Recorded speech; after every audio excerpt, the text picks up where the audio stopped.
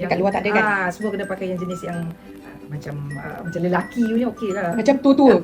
Orang tua lagi, betul-betul. Awak pakai saiz apa dekat Pretty Fit? Pretty Fit saya pakai ada yang 43, ada yang 44. Okey. Kalau yang tirus depan tu 44. Okey. Memang ngam sedap. So ada apa masalah bila awak cari kasut dekat luar lah? Memang susah nak dapat yang ngam dengan kaki kita, yang yang selesa lah. Selalunya mesti akan buat luka lah, buat melecet kan. Ini nampak ngam lah, cushion ni sedap.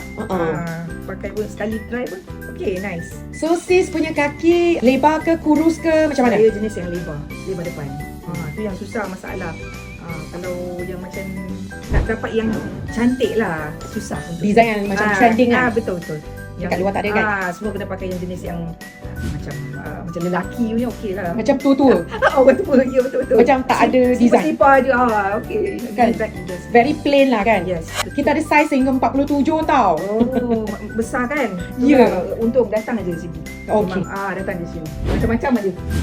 So siapa nak boleh tekan beg kuning atau masuk live atau datang sini lah ya. Betul. Okay, thank you so much sis. Okay. Terima kasih.